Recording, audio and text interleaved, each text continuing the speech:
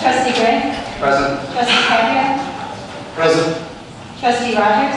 Present. Trustee Sweet. Present. Trustee Nancy Troyke. Trustee Vernon. Present. Mayor Dukich. Present. Okay. Are there any amendments to the agenda?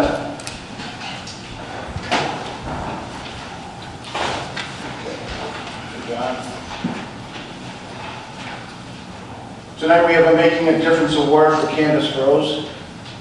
So if Candace, please come to the podium and we can read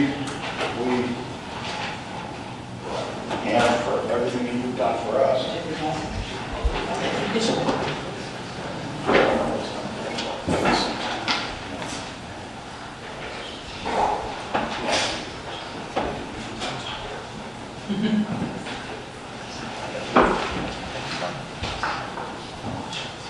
They did it in all big letters, so I can see without my glasses.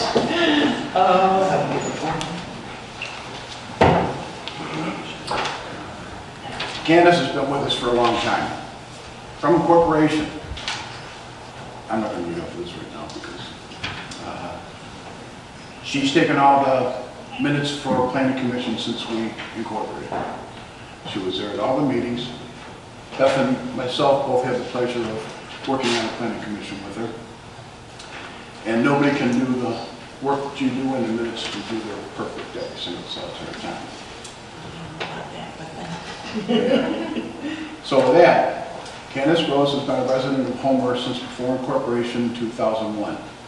And within that time, graciously volunteered to serve as the village's Plan Commission Recording Secretary for over 16 years from 2002 to 2018. Candace spent numerous hours attending the village's Planning Commission meetings twice a month, generously recording and documenting each of the commissioners' meetings. Very rarely did Candace miss a meeting during those 16 years. Her dedication, loyalty, and professionalism have made an incredible impact on the Planning Commission. We truly appreciate her diligence, volunteer spirit, and tonight we want to express our sincere gratitude to you.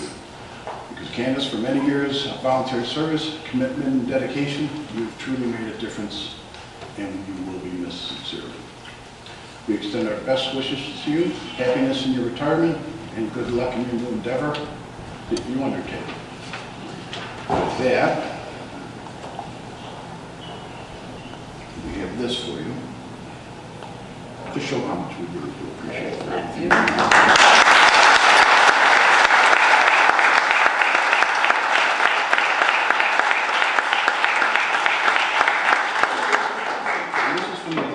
So when you get down to Florida, yes, you can. You can sit back and just do whatever you want. I think I'm going to be doing a lot of that.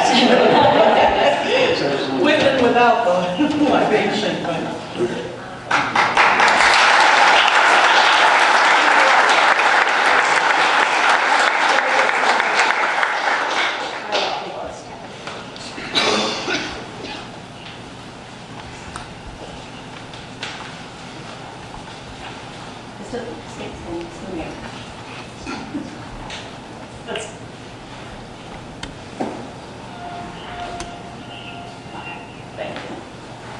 Thank you. Thank you. Thank you.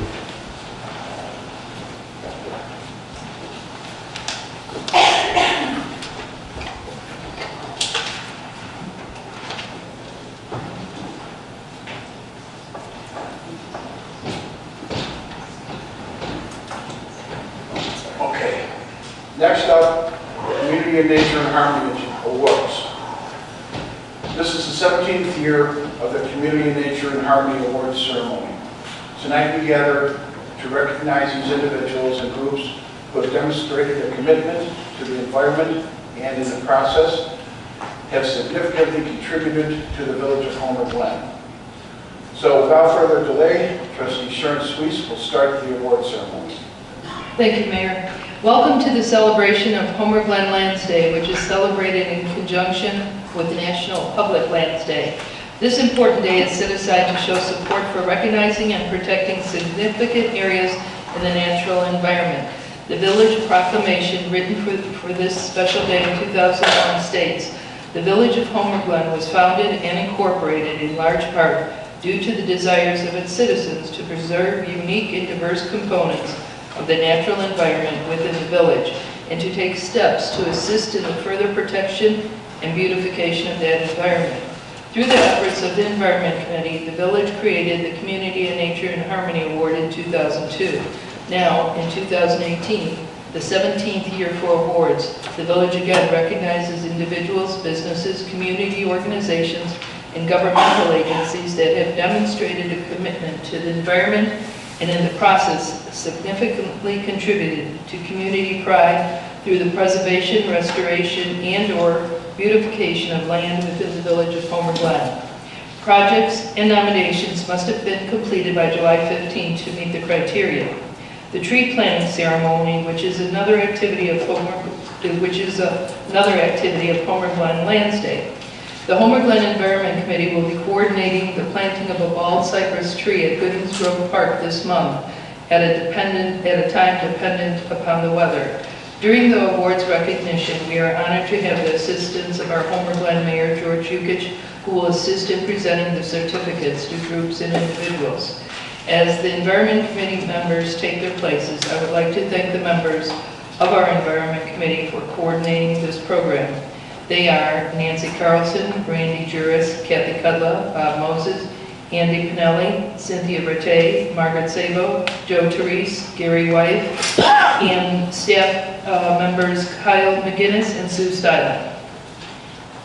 It is a great pleasure to assist the Environment Committee in presenting these awards to recognize how individuals can influence care for the natural environment and to support businesses who showcase Homer Glen's special character and the organizations that bring people together and generate community spirit. We have 9 projects that are receiving awards this year. To help move things along, we ask that you come forward as you read your name, proceed to the mayor to receive your certificate, and have your picture taken and return to your seats. Individuals, businesses, and organizations may qualify for an award. Homer Glen was founded by a strong volunteer spirit. We continue to have volunteers and organizations working together to make wonderful things happen in our community. As we begin, we would like to recognize the following award recipients for organizing a project to better the environment. The following groups and individuals took the action of organizing others to improve our environment. Boy Scout Troop 63 for assisting the village with planting 42 oak seedlings at Goodings Grove Park in celebration of Arbor Day.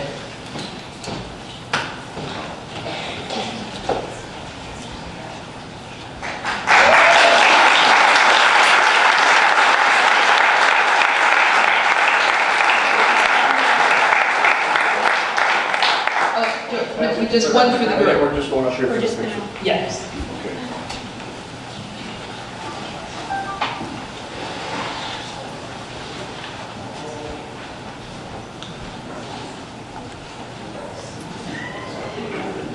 This guy. He's hiding.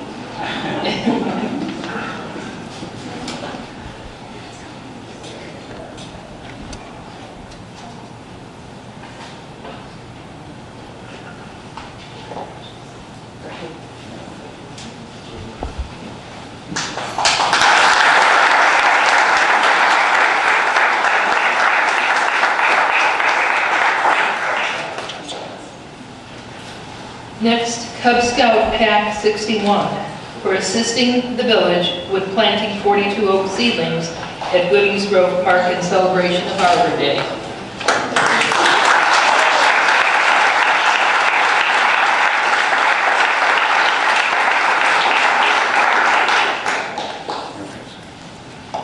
Hold on to that.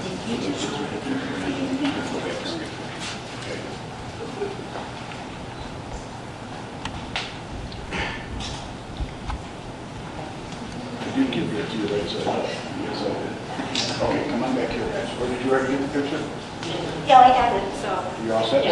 Okay. Did you All right, want you to guys do can it? all- I'm good. I didn't dress for pictures.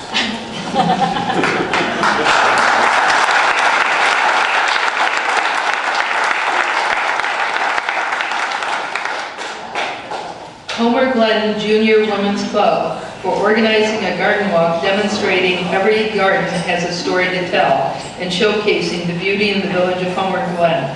Accepting the award, Karen Hill Davis, Mary Lee, Ann Morrow, and Kathy Young.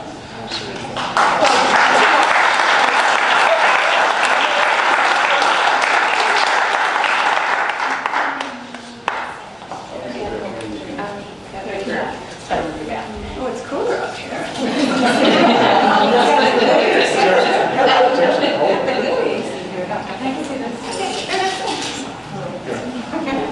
I'll come by maybe, look too far away. That was playing.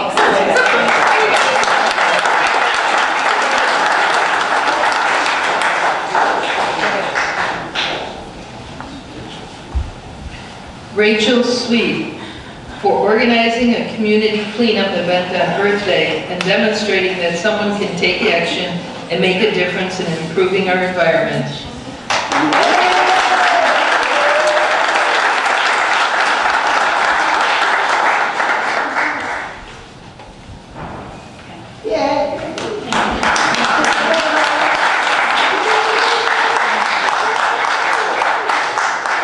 The inherent beauty of our community would not exist without the care of our property owners.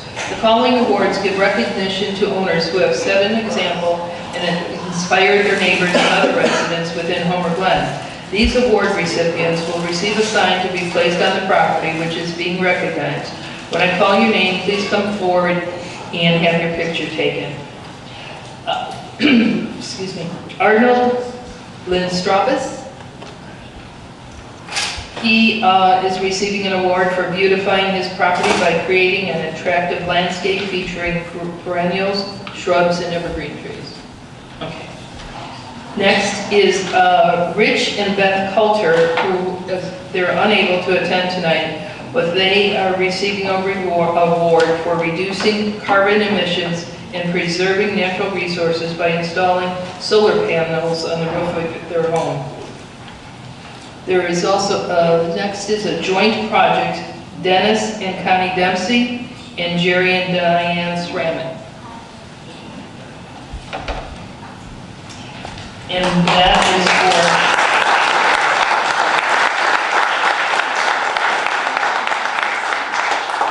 donating materials and labor to construct a beautiful garden on the common grounds in Barrow Woods and demonstrating community pride.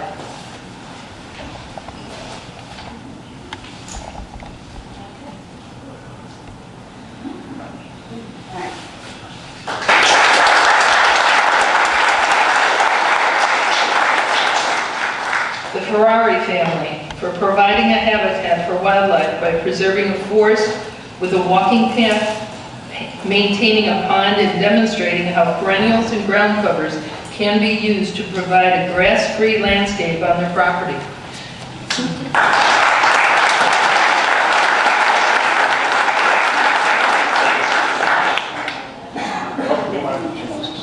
Over here.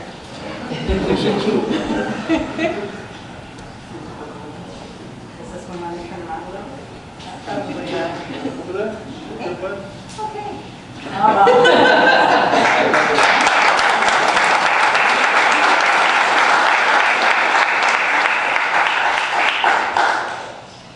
Crislin Farm for delaying the cutting of milkweed on 25 acres of her property and initiating a community effort to rescue the monarch butterfly caterpillars and eggs to raise them and revive the monarch butterfly population in Illinois, accepting this Christine action.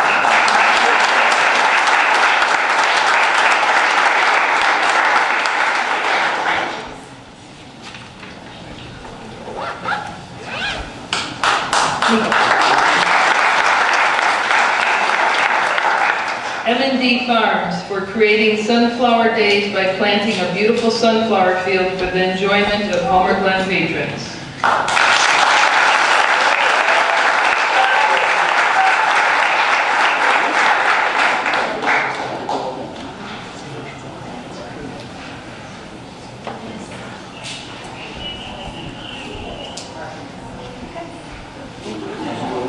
Let's keep going.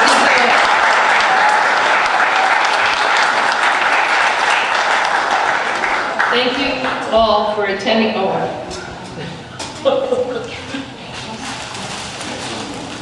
Thank you, the property owners. Thank you all for attending this evening and showing your support for this important Homer Glen event. Mayor Yukich and village trustees, thank you for your support. Environment Committee members, thank you for your assistance in coordinating the presentations. Mayor Yukich, I return the meeting back to you.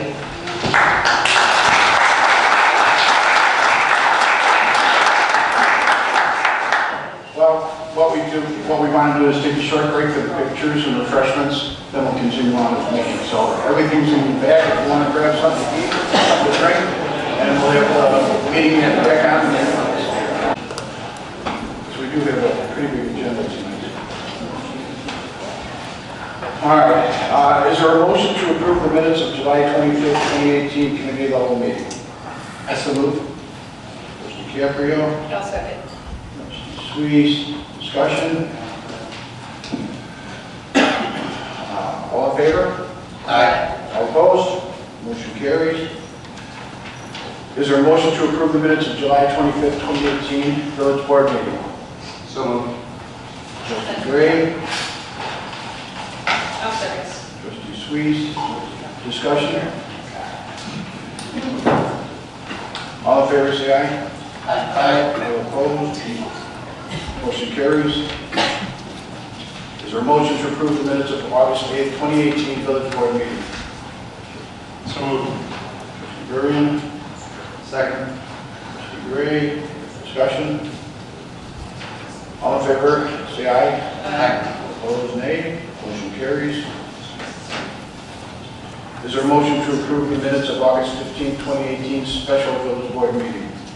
I so move. Trustee Caprio. I'll second. Trustee Squeeze. Discussion. All in favor, say aye. Aye. Opposed, nay.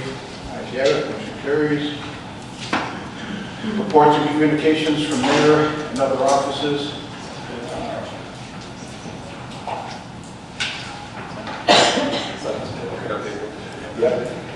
Yeah, we do this. Is there a motion to approve the accounts payable for the period of September 28th, 2018 through October 11th, 2018? So moved. Trustee Burrian. Second. Trustee Rogers. Discussion. Madam Clerk, could you please call the roll? Trustee Gray. Aye. Trustee Caprio. Aye. Trustee Rogers. Aye. Trustee Sweet. Trustee Burrian. Aye. Motion carries. Reports and communications. Update regarding electricity supplier. You may or may have not received a letter from Glen regarding your electrical supplier. The village of Homer Glen is no longer participating in the Will County Aggregate Group Program. Residents that were part of the village's electronic aggregation program will have their supplier changed from Dynergy Energy Services to ComEd effective November 2018. For more information, please contact the Village of Homer Glen at 708-301-0632. We'll go to the trustees. Trustee Caprio. I have no report, Mayor. Thank you. Thank you. Trustee Sweet. I do not have a report, thank you. Thank you. Trustee Rogers. I have no report. Thank you. Trustee Burrian. No report, Mayor. Thank you. And Trustee Gray. Thank you, Mayor. On behalf of Public Service and Safety Committee, just want to remind everybody October is Fire Prevention Awareness Month in Homer Glen. Some top tips for fire safety are to install smoke alarms in every level of your home, replace your batteries every 6 months, create an escape plan with your family and practice it, and if a fire occurs, to get out, stay out, and call for help. Also want to mention that Northwest Homer Fire Protection District is hosting an open house this coming Saturday from 11 to 2 at their Station 2, which is 13010 West 143rd Street by St. Bernard's. Also mentioned traffic. It is the middle of pumpkin fest season here in Homer Glen, which is Conowsey and Bankston's. So everybody could please just be patient with the traffic near any of those venues, especially on the weekends. It would be appreciated.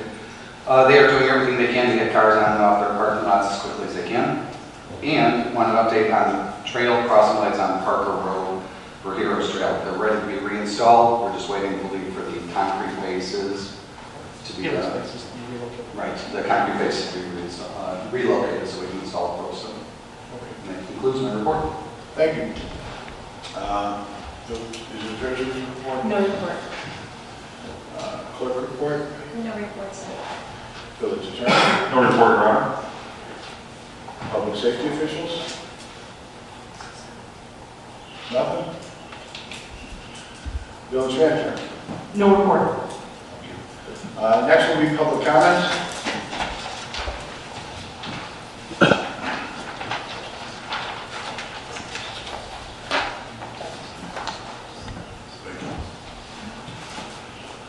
Our first speaker will be Justin Hansen.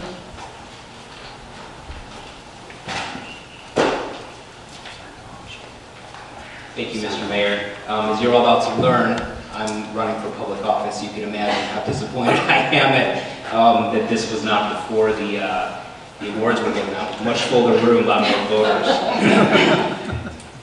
Good evening, Mr. Mayor and Village Trustees. Thank you for the opportunity to talk to you and the residents of Homer Glen tonight. It is truly an honor. My name is Justin Hansen, and I'm running as an independent write-in candidate for Illinois' 3rd Congressional District seat, which Homer Glen is a part of. I'm a proud son of this district. My parents raised my brother and my sister in the Hickory Hills and then in Palos Hills. I've spent my life in all corners of this district with family in Lamont, Oak Lawn, and Bridgeview. Today, I live in LaGrange with my wife and campaign manager, Lindsay, and our 2 small children, Lily and Owen.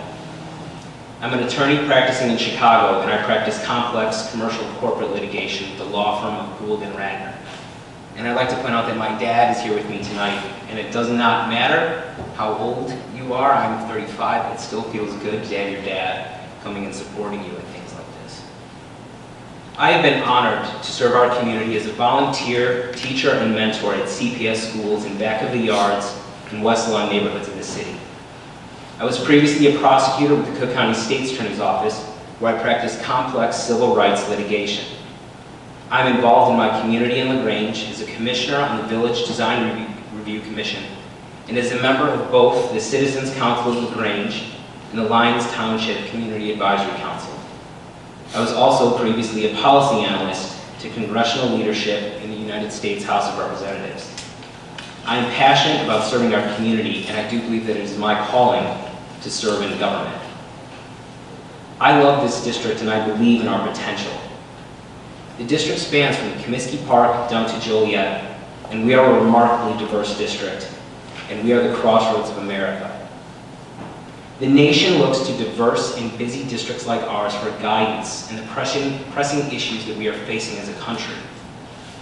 I believe that it is time for this district to take our place as thought leaders in the national debate, providing leadership on the direction our country is headed. In many ways, the race for the 3rd Congressional District seat this year is about how voters in this district respond to the fact that a Nazi's name is printed on our ballot as the Republican candidate for our district seat in the House of Representatives.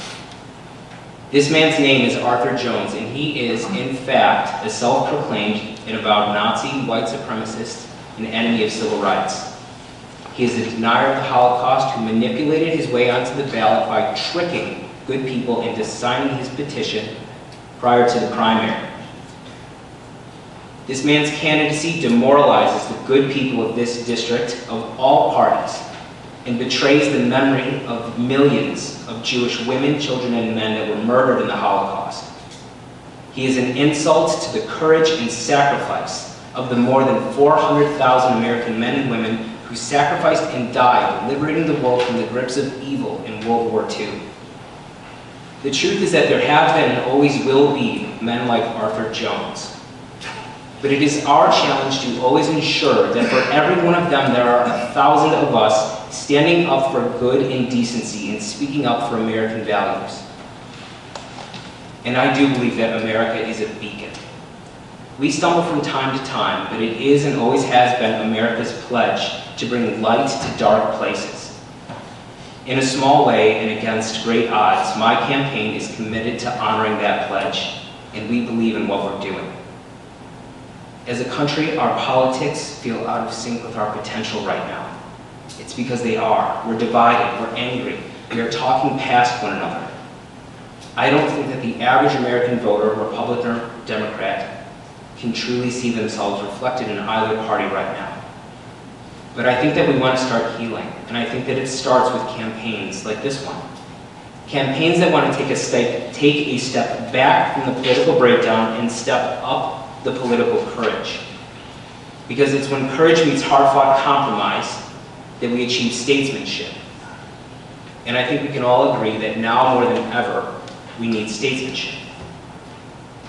Right now, 3rd District voters have a choice on the ballot between Arthur Jones, who hates someone you and I know because of the color of their skin or how they pray, or Dan Lipinski, a nice man but a quiet incumbent who's just assuming that you'll go with the name you recognize on the ballot once again. At some point, we must stop expecting less. My ask of you now and until Election Day is this. Pick up a pen and respond to the extraordinary circumstances of this race with a powerful kind of vote. Write in Justin Hansen, my name, because we deserve to expect more. It is time for a new generation of leaders to take on the complex problems this district and great nation face now and in the future. Leaders that see fewer of the differences between us and more of the common ties that bind us together as Americans. I'm committed to investing the whole of my experience, my energy, and my fierce devotion to fairness to the betterment of this country as this district's representative in Congress. As a member of Congress, I will be a strong advocate for our children's future. Because whatever the issue, what we are ultimately debating on the House floor is the America that we leave to our children. Send me to fight for your future and for their future. Lindsay and I are the proud parents to 2 beautiful children, and we love Lily and Owen more than anything. My promise is that I will always listen to you, and that I will work to leave your children a future that is bright and safe and promising and free and equal for both our sons and our daughters. I will fight for their future just as fiercely as I will fight for my own children and the America that they will inherit together. Since launching this campaign, we've made our way throughout the district, listening to voters, learning about the issues that matter to them, and earning their vote. Voters throughout the whole district, of both parties, and from all backgrounds, have described ours as the most unifying, positive, and balanced campaign they've seen in this district in many years. Between now and Election Day, our primary focus will be putting America first and educating as many voters as possible that Arthur Jones should not receive a single vote in this election. We ask that you join us in this nonpartisan and American effort. I'm running as a write-in candidate. I knew that this would be difficult, and yes, it's been difficult. But the support we received from across the country, from New York to San Francisco, from Texas to Washington State, and the incredibly positive reception we received in this district has made this campaign worth all the while. You can visit our website at justinhansenforcongress.com, my wife and I made it, to learn more about our campaign. You can find us on Facebook, Twitter, and Instagram. At least please visit our Facebook page to share our posts that serve not to promote my campaign, but only to educate voters here about Arthur Jones and ensuring that they are not voting for him and protecting them from inadvertently giving their vote to a Nazi. To date, my site has reached my Facebook page has reached over 120,000 people alone. Even if you won't vote for me, please don't vote for Arthur Jones and join our mission to prevent him from getting good people to vote for him. Join our mission to prevent good people from voting for him. My friends, my name is Justin Hansen, and I'm asking you to please vote for me by writing my name on your ballot this November. Together we can make Illinois' 3rd Congressional District the new home of American statesmanship. Together, let's defeat Nazism. Let's elect an independent write-in, and let's make history. Thank you.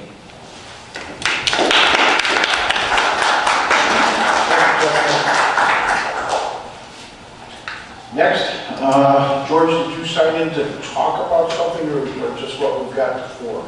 I actually signed in. I was going to talk about something regarding the permit fees, but if you want to wait till later, that's fine. Well, we're going to bring you up on this, so it's up to you, it doesn't make a difference. We could do it later. That's okay. Peter, same thing? Okay. Craig Linderman? Yes.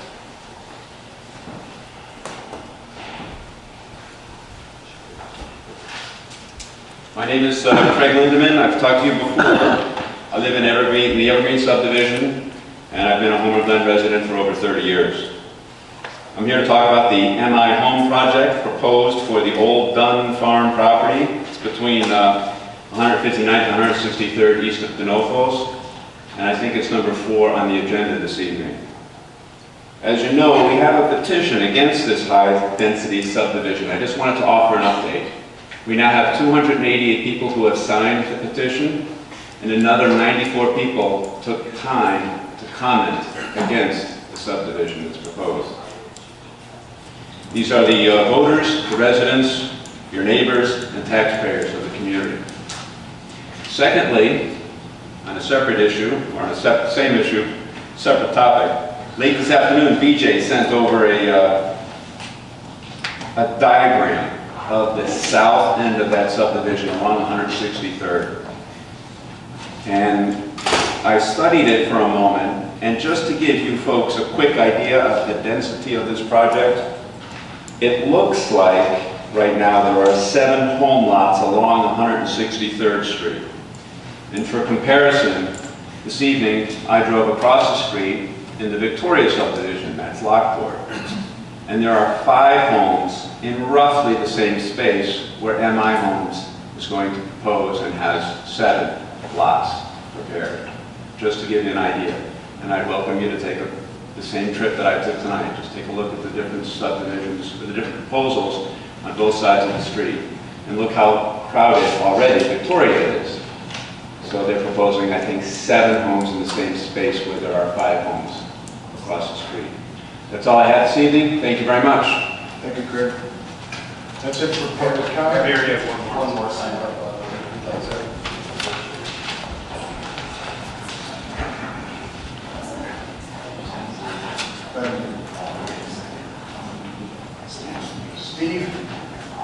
Steve Trent, I'm sorry. You want to come up to the podium? Yes, please. Can I bring Pat too? We'll kind of win this together. Is that okay, Pat? Sure. Okay. Hello, everyone. This is my first time meeting the board. I moved into Homer. Actually, Pat and I moved into Homer, Woodbine, in 1994. 5, 6 years, 7 years later, in 2002, we had a fundraiser going door to door, and we were instrumental in placing the 2 signs that are currently located as you enter the Woodbine subdivision. It was an amazing accomplishment by a group of about 10 of us, where we had to knock on 205 homes, and we picked up 160 donations of $75 to build those signs. It cost us about $12,000, $13,000. In addition, we've also raised money going door to door, keeping the landscaping intact. And just 2 years ago, we pulled it out and we redid it. It's really part of the Woodbine. It's part of us. It brought our community together, our subdivision together. Keith was so kind to tell us that there's plans to put a bike path, walk path. We're just starting to get a few of the details, and we're not sure if this is the exact time, but just to share our thoughts if there's any way we can keep the signs intact. Now, I know he mentioned there was going to be a 10-foot path or you know, on a bike path or a 4. At that stage or at that point, we just like to have some input to see if we can save those. They mean a lot to us. It's our identity. Pat was the architect behind it. Pat communicated with the Highway Commission. We got approval on both of them when we put them in there that they were okay. Even if there was a turning lane, they weren't going to be obstructing traffic. My name is Steve Train. I served on the school board for District 92 for 8 years, from 05 to 13. I'm finally getting back involved now, and I will admit this is This is amazing what we're accomplishing here, what you guys are doing. Golfing here for 20 years, I never would have dreamt it could look like this in such a short time. If there's any questions we can give, Pat is the architect. I was more of the salesman behind it, going door to door asking people for some money. So Pat Lyons he's a special individual in our subdivision, really brought us together. I don't know what stage, but Pat, I don't know if you want to add anything? No, just thanks, Steve, for the history on that. I think the only thing that I would want to add is just certainly we are very supportive of having that connection between our area there with regards to Woodbine Estates and then also the Heritage Park. It would be just if we could work through to see if we can come to some solution that we could achieve both goals of trying to maintain the signs and then also having that bike path in place. Certainly we're supportive of having the viability of keeping this community moving in the right direction all the time, and how that would affect certainly our neighborhood. That sort of thing is going to be very key and important to all of us. But if we can at least have an opportunity to take a look at what the plan might be, to see if there's any way we could work out salvaging those signs, because I think it is, as Steve said, it is an identity to the community, to the neighborhood, and put a little bit of work into it over the years with a lot of people. So if we could just ask for that opportunity, that'd be great. Yeah, absolutely. Mayor, I reached out to these two gentlemen and asked them to be included in emails and future meetings about this connection. And these plans included ones that include widening 151st Street and how that might impact it as well. I did tell these two gentlemen to bring forward any papers that they had from in 02 or 04 when they put the signs in, and saying who signed off on them, what the criteria was back then. So they're starting to gather that, and I've asked them to be included with staff so they are in those chain emails. So. And I noticed you're saying signs, but it's just one sign though. There's one on both, so they flank the entrance right But here. isn't just the one impacted? It would be, but if 151st Street, that's, if we might as well look at the bigger picture on what the road district's doing as well, so. But as it relates to the trail, just Right, as it relates to the trail, it would just be the one on the west side, so. I think that's primarily what they're thinking about right now, is if we can possibly skirt the sidewalk, where it connects up, so. And again, you guys know I've made no promises, but I wanted to make sure everybody was, getting all the information and having an opportunity to have input, so. We'll see what we can do as soon as they start doing something on 151st Street. Thank you. You're welcome. Okay, now we're going to public comment.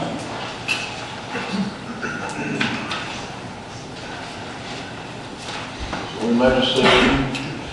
Number 1. Is there a motion to appoint Dave Stanley to the Planning Commission? It is understood that Mr. Stanley will serve from now until May 31st, 2021. I so move. Mr. Gabriel. I'll second. Mr. Streets. Discussion. As for Mr. Stanley, he is definitely, he couldn't make it tonight, he's out of town, which he could have come back. But he has, his work is with Homeland Security, with state police. He's done a lot of things that very detail oriented. I think he'll be a great asset to the Planning Commission. So, is there any other comments?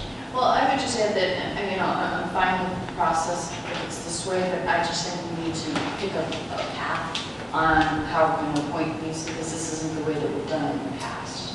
I'm fine if this is the way we're going to do it in the future, but I would just like a policy in place. And in the past, we advertised it, we reached out to, I think we might have even put something in Home Horizon on the website, so I just want us to be consistent in how we're appointing these. That's actually fine. So is this the process moving forward? No, you want it brought before you to where you can. We did ask around on this, and there's not a lot that came forward. Actually, the only one came forward was Dave. I wasn't even aware that there was a permit. Well, that should have been put out to Lisa Flores so they do know that he left and sent them to Candace.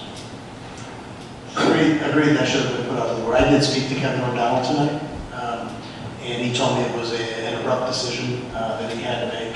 He moved to Mokina. He knows David Stanley. I know David Stanley as well. David will make a great addition from a detail-oriented perspective for sure, and I support it. But I agree with Beth that we need to have a better process of informing the board members of things that happen. I've said it on other occasions, when businesses close or open, we seem to be the last to find out in a lot of cases, and we just need to fix some of those loopholes. Well, we have Ann with us right now, and we'll get some of this stuff straightened out so you are informed on it. The last time we did plan commission appointments, my recollection is we posted and then we had multiple applicants and interview process. Is that was the way we did this last time? I don't remember, but like, Larry was the one that came forward on it. Time before that? Time before that. Yeah. So I agree that, that this is, I don't know, Mr. Stanley, certainly nothing that, you know, none of this is meant adversely to Mr. Stanley. I just think there's a process issue that needs to be fixed. And we fixed it, I think, right? And we posted and we were doing interviews on these positions, and now we've reverted back to just finding an agenda packet versus, have you met with them personally? No, I've not. So we're going to appoint someone to the planning commission that who has interviewed or spoken with or met face to face? If you want to bring them in and talk to them beforehand, I have no issue with it whatsoever. My concern was we were already out of a planning commissioner for 2 weeks at the time. After asking a bunch of people that I thought would be interested and then telling me no, that they're not interested in it, and then finding out that Candace was leaving too, so that brings 2 people off the planning commission. I asked BJ how he felt about him. If he's comfortable with them, I'm comfortable with them. That's what their job is to do, to be able to tell what they're... So we're saying that's the process going forward? No, I didn't say that. I just got done saying, Beth, if you want to go back to the process that we had before, not an issue. But this one to me was kind of an emergency one. No one came forward. Everyone I did ask told me no. Dave's the only one who came forward, and I figured we've got a lot coming before us right now. I didn't know if I wanted to put it off. But when we say no one came forward, we didn't post it, we didn't put it out publicly, right? So this is conversations with people we thought to call maybe and ask. And right, and some that were previously on the planning commission, so we did have some with experience, but there was no interest.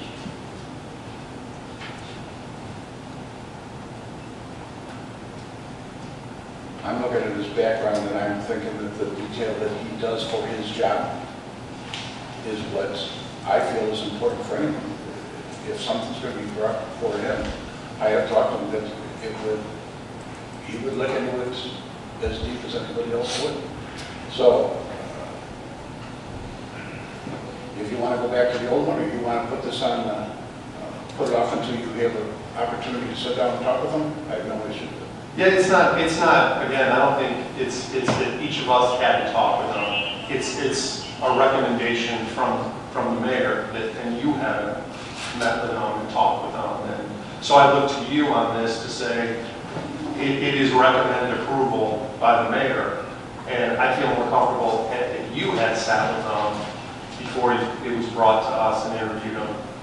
The problem with that too is he also went for 1 week's vacation. So.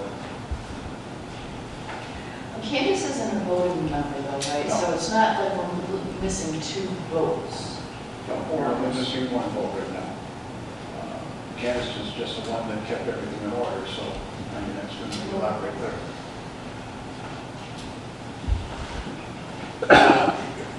What I would say is just do what you think is comfortable with you. If you want to, fine. If you don't, we'll put it off and we can talk to them. This is the gentleman that you're recommending and you're comfortable with tonight, correct? Based on a recommendation from staff, not a personal conversation or having that with it? No. Okay. I just think it's one of the things we've done as a board is we prided ourselves on transparency and improving some of these processes, and we did that.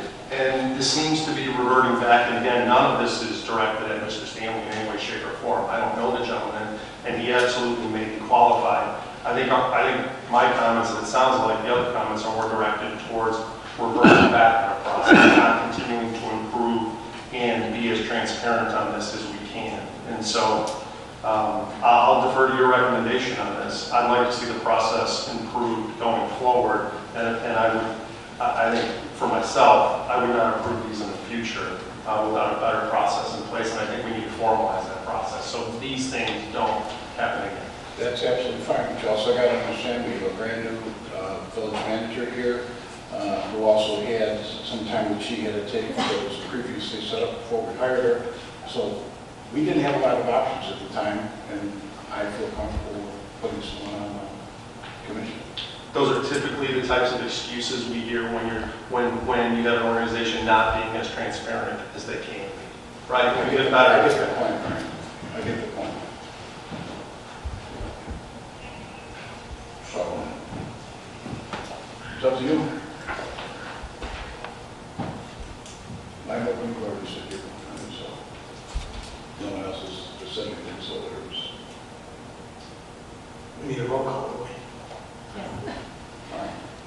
Trustee Gray? Aye. Trustee Cabrio? Aye. Trustee Rogers? Aye. Trustee Suisse? Aye. Trustee Vernon? Aye. All right, motion carries, and I will take everything that you said, and we can sit down and figure it out and get it back to where it was. Thank you. All right, next, is there a motion to approve the attached proclamation designating October as Down Syndrome Awareness Month in the Village of Homer, Glen? So moved. I'll second. Rogers, Trustee Caprio, discussion, or you're reading that correct? Yes, I've asked, in past years, I've asked that we recognize this, and so brought it to the attention of staff again this year. I think it's an important thing that we keep at the forefront is full inclusion of special needs children and making aware of, all that comes with the Down syndrome. That's it. You want to hear the direction? Okay. Whereas approximately 1 in 700 children are born with Down syndrome, representing an estimate 6,000 births per year in the United States. And whereas people with Down syndrome have an increased risk for certain medical conditions, such as congenital heart defects, respiratory and hearing problem, Alzheimer's disease, childhood leukemia, and thyroid conditions. And whereas research and early intervention have resulted in dramatic improvements in the lifespan and potential of those who are affected. However, more investigation is needed into the causes and treatment of Down syndrome. And whereas life expectancy for people with Down syndrome have increased dramatically in recent decades, from 25 years of age in 1983 to 60 today.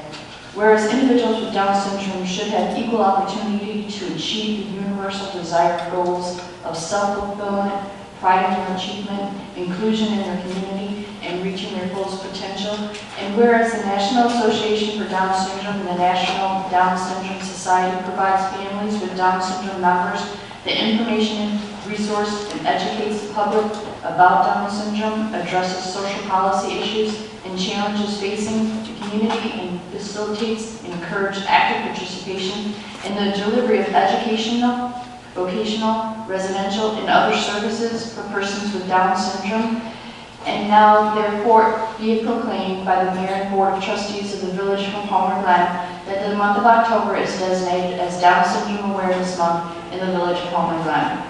Further, the residents of the Village of Homer, Glen are encouraged to support the National Association for Down Syndrome, the National Association for Down Syndrome Society, and like organizations that support all persons with Down syndrome in achieving their full potential. Thank you, Trustee Rogers. Go to 3. Roll call. Trustee Gray? Aye. Trustee Cabrio? Aye. Trustee Rogers? Aye. Trustee Suisse? Aye. Trustee Vernon? Aye. Motion carries. Is there a motion to approve the attached proclamation declaring October as October Awareness Month in the Village of Homer, Glen? I so moved. Trustee Suisse. Second.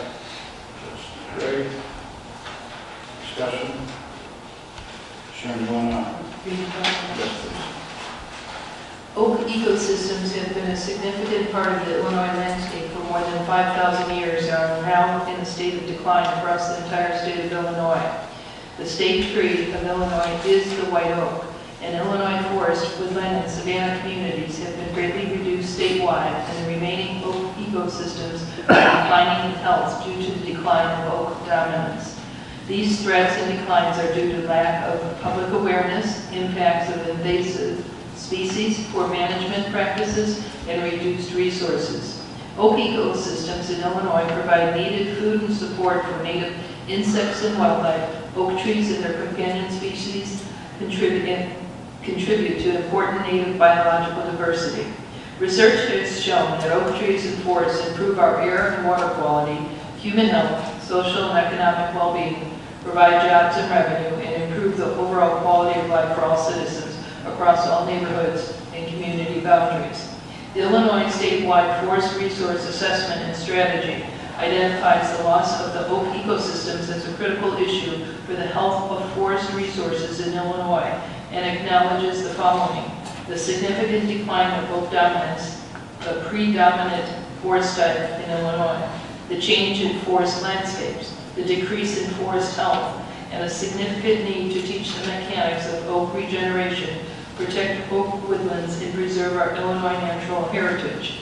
The Illinois Wildlife Action Plan identifies the quality of wooded habitats in Illinois, a major concern, and the need to understand and manage oak decline in the state. Awareness of the threats and impacts to oak ecosystems is an important first step towards behavioral change and an opportunity to engage citizens to protect and improve the health and services of our oak ecosystems and natural resources. Oak Awareness Month is an opportunity for government to join forces with business, industry, conservation groups, recreational groups, community organizations, and citizens to take action to support our native oaks. Now therefore be it proclaimed by the Mayor and the Board of Trustees of the Village of Homer Glen that October 2018 is recognized also as Oaktober, Oak Awareness Month in the Village of Homer Glen, Will County, Illinois. Thank you. Thank you. Madam Clerk, please call the roll. Trustee Gray? Aye. Trustee Cabrio? Aye. Trustee Rogers? Aye. Trustee Suisse? Aye. Trustee Barron? Aye. Motion carries.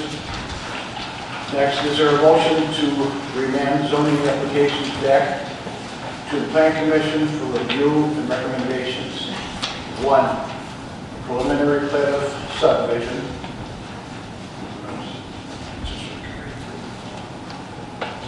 2, zoning map amendment, Article 9, administration and enforcement of Chapter 220, zoning of the Code of the Village of Homer Glen, a special use for the planned unit development. A plan development of Chapter 220, zoning of the Code of the Village of Homer Glen, for a site plan for certain real property located in C3 General Business, A1 Agricultural District, at 14059 West 159th Street, Homer Glen, Illinois, M&I Homes of Chicago, LLC, case number HG 1818 PAS. So, Trustee Gray, A second.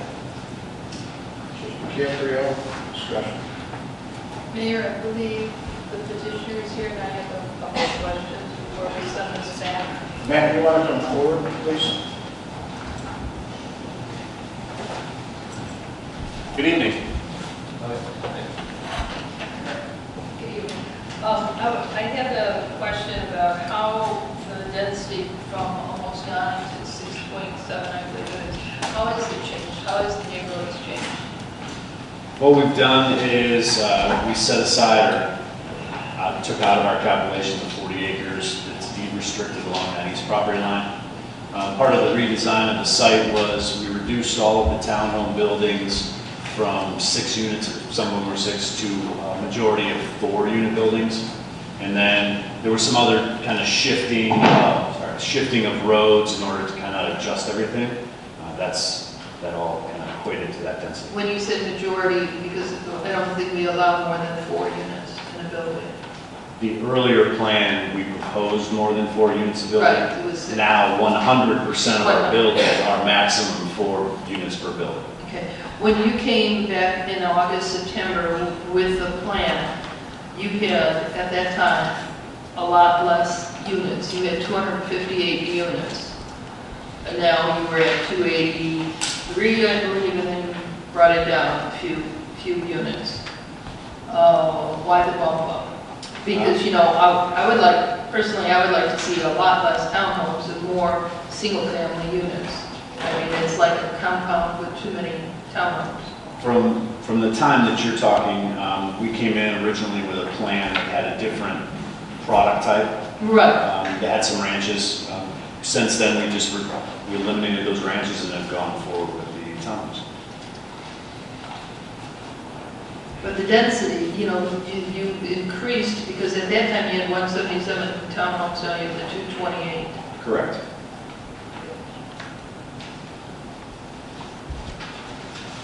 And just another, before it sends back, because we are going to go through it more, and, you know, if we have questions, you know, bringing it over to Plan Commission, et cetera, like that, because we'll have some time to do that. So I don't want to get into too much detail right now. But another concern is that, for me, is that you're using the conservation design on some of those homes, correct? So that you could get a footprint of 12,000 square feet instead of our minimum 50. The single-family lots are designed as 12,000 square foot lots. Right, and according to this, it says you were using a conservation development standard to get to that 12,000 square foot. But that might be stated wrong. The lots are 12,000 square foot from property line to property line. Right. I'm not taking in any other additional space. As you see on the site plan, those lots are 12,000 square feet. And then we have separate lots for But unless you get a variance, we don't allow 12,000 square feet. Correct. Unless you do a conservation design. We're proposing these single-family lots to be 12,000 square feet. Okay. And my other concern is 2 pages of all those deviations. You know, when you have that many deviations, there's, you know, a lot more things to be done. That's all I have to say right now. Thank you. Thank you. I have a couple comments if I may go next. I'd like to ask why did you turn this road into a cul-de-sac as opposed to having it connect through to the west? There was no need for this site to connect to Isbrook. Typical planning strategies, you connect it. There was an outpouring from some of the neighbors about connections and increased traffic, and we felt that it was just an easy way to answer that question. Okay, but in the initial plans, many of us were enthusiastic about the fact that there were parks on flanking this proposed development. There'd be a park in Stonebridge, and there's a park in Evelyn's Gate, and now by making Isbrook a cul-de-sac, you kind of cap that off. So I'd like you to consider putting in maybe a right of way between a couple of those lots on the end of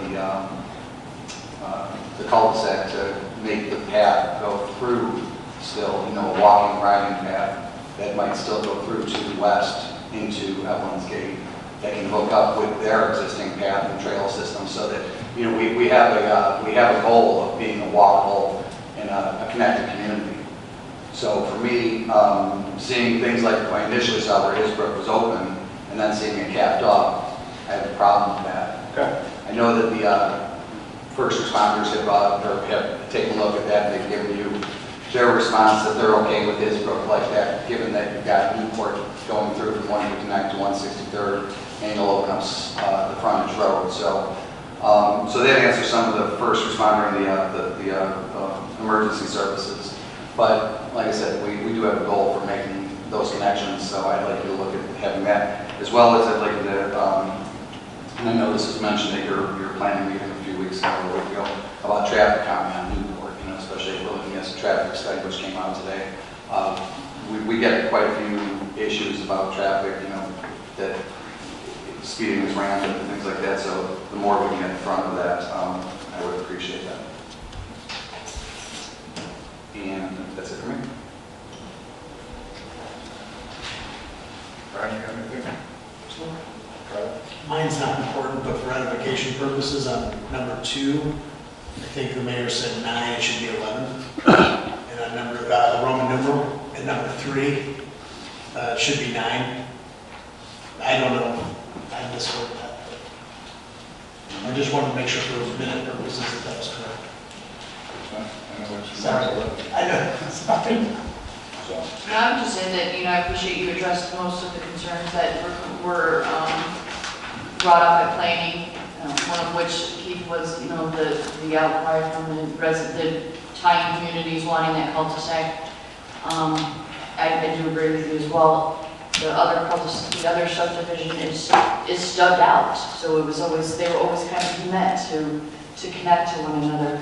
But that being said, the goal is to tie the two so that if I live in the subdivision, I can safely send my kid to Evelyn's Gate to use the park or to the other one. So if that's, a wide sidewalk or, I'm kind of thinking, my grandparents lived in Oak Lawn and we saw a lot of those things that kind of tied in the two communities. I would be fine with that as well.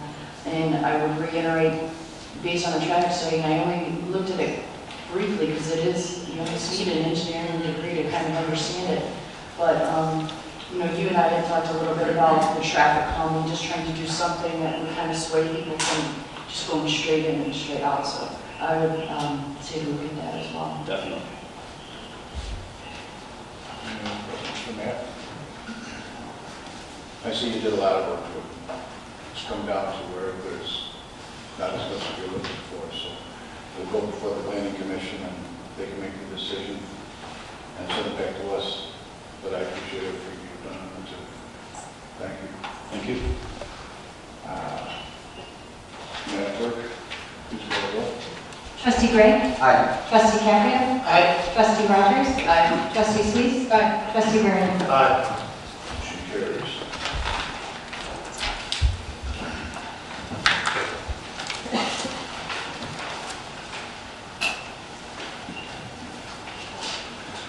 Is there a motion to approve ordinance number 18-050, an ordinance granting a map amendment to rezone the subject property from A1 agricultural to R1 single-family residential, 220-1205, applications for variances and map amendments of Chapter 220 zoning of the Code of the Village of Homer Glen for certain real property located at 17656 South Marti Road, Homer Glen, Illinois. Thomas Pavlopoulos, case number HG 1833A. I so moved. Trustee Caprio. Trustee Sluis. Discussion? I guess my question is, why did they start building already?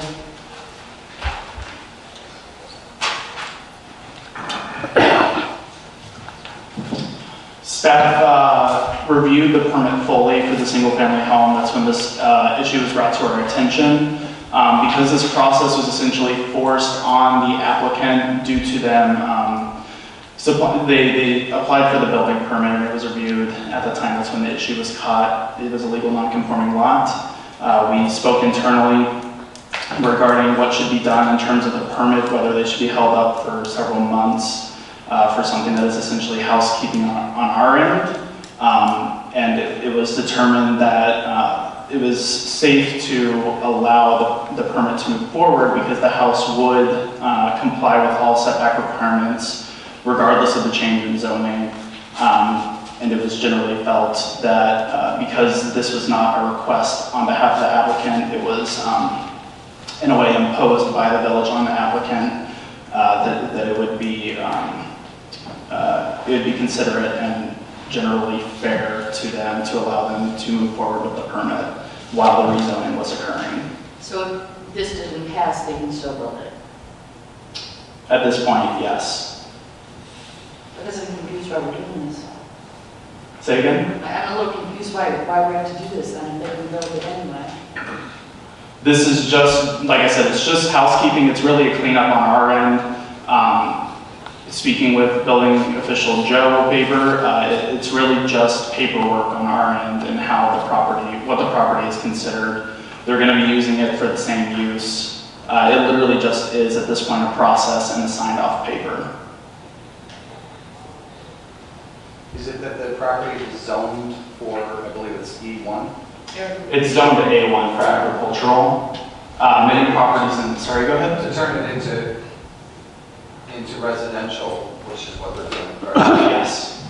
And the where did the E1, how did that even get into the, I mean, when you look at something and you're going to change it, wouldn't you change it to what it conforms to?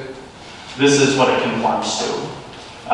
Whenever we were looking at the property, we explored whether it could be changed from A1 to E1, E1 being one of the larger residential districts. Unfortunately, it didn't meet the lot requirements for that, so we had to go down the list until it met all the requirements, and we landed on R1.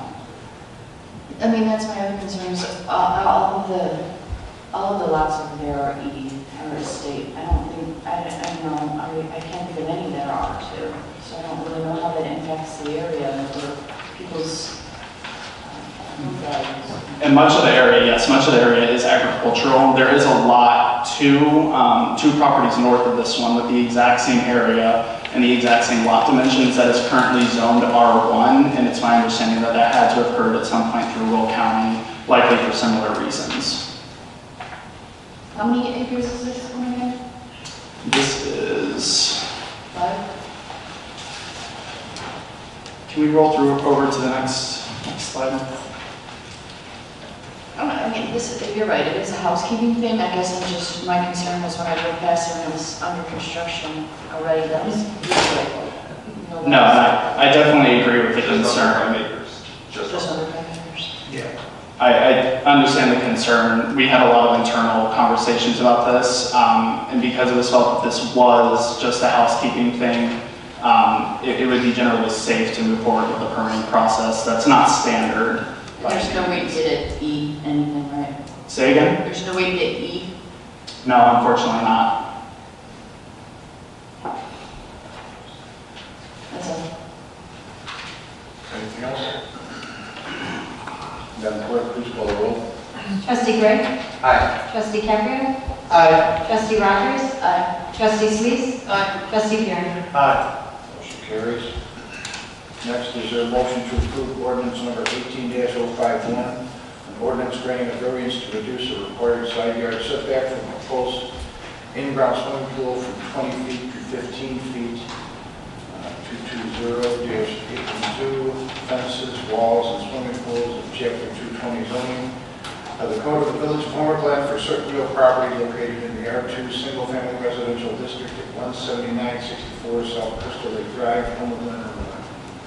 So moved. Mr. Dorian? Second. Mr. Gray? Discussion? The only thing that, whenever I see things like this, I always, and granted, I understand the next door neighbor that would be most affected as a vacant lot, but I'm always concerned that that lot owner was notified that this is going to now be closer to their property. To the lot, I believe, to the southeast of this. Correct. That's an outlot set aside for, I believe, detention and natural spaces. So nothing will, yeah, nothing will ever exist there. Okay. Any other questions? Madam Clerk, please call the roll. Trustee Gray? Aye. Trustee Caprio? Aye. Trustee Rogers? Aye. Trustee Sluis? Aye. Trustee Fiorni? Aye. Motion carries. Is there a motion to approve ordinance number 18-052, an ordinance granting 1, a plat of vacation in consolidation, and 2, a map amendment to rezone the consolidated property from C3 general business to I1 industrial 220-1205. Applications for variances and map amendments of Chapter 220, zoning of the Code of the Village of Homer, Glen for the existing properties with pins 16-05-104-404-046-0000 and 16-05-14-404-056-0000, both located at Homer, Glen, Illinois. John K. Shepherd and Robert Sizik, case number HG1828PA. I so moved. Mr. Reese, Second. Mr. Dorian, discussion. Well, Mayor, I don't mind putting his pin, the 2 pins into industrial. I don't know if we should do the entire complex. Is that because it says a whole plat here and it's all in red? Because we're not sure that, give examples of I. You know, because I is also part of the dispensaries and the marijuana dispensaries too, to go into it. So you're just generally asking what's been rezoning the whole business? Right, because, well, you have this red dotted line on the whole property, so the whole property would, the whole complex would be I, correct? Not right now. This is specifically for these 2 pens. Okay. Staff's been exploring the option to rezone the business park as industrial, but we haven't been able to move forward with that yet. Okay, okay.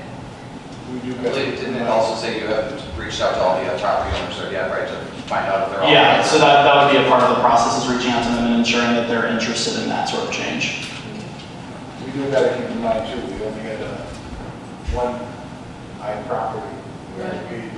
And it's only from the dispensaries. We only have one I property. The one, well, the start with it was on 159 Kansas Speedway.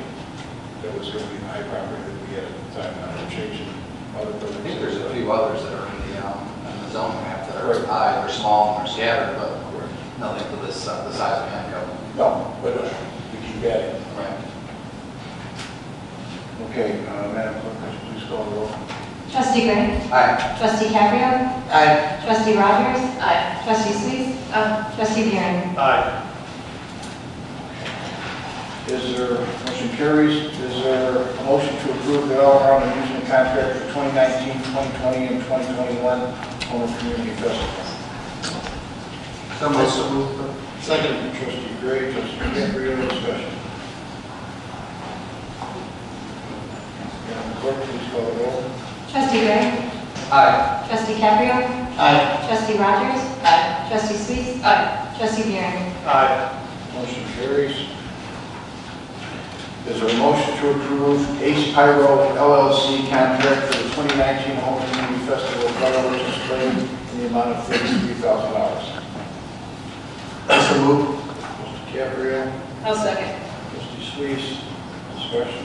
I know I didn't have to talk about this, so the conclusion was 75-25, right? Correct. So should that be amended to show 75% of 33? Yes. It should, because they have their 25% portion of it. They do know that they're 25% responsible for it, on this one. Mayor, can I jump in here? If the full cost of the contract is $33,000, it should be in the motion. We would recoup the revenue from the other taxing districts, but the contract is going to be put at full amount, so that will be my recommendation. As we voted on so far for it. Well, Do we have that? that's making the assumption though that we'll recoup, right?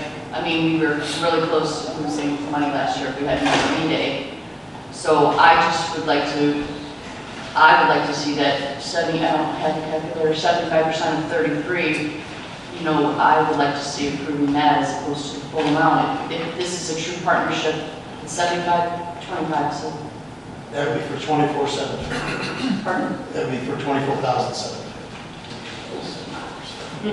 And for the record, the township is bringing to their board the 75-25 split on Monday, October 15th. And I'm confident that it's the same same investment they had last year. So I'm confident that will be an acceptable endeavor. But I don't think the township is executing the contract individually, are they? No, they are not. We are in the process of working out the details where we will be responsible for all contracts for the festival. But the investment from each entity will be from the 75-25 perspective, and then obviously the residual net profits and or deficit would come the same way. So I think in terms of, from your perspective, maybe you make a condition upon that the village is out of pocket will only be 75%. To participate. Right, I'm fine with that. I understand. made the motion.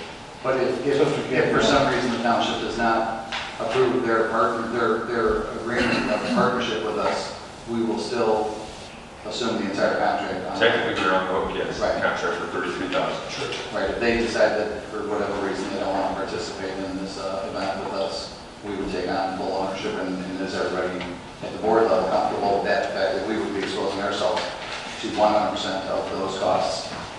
I would be. I hope it's not the case, but I would be too. I mean, I know that Trustee Capri and I have talked at great length, and I've talked to a few others, but I don't want to speak for anybody else. I know that, to me, it's like, well, it's a slam dunk. Either way, we're putting on this event. The community loves it. They look forward to it, and they depend on it.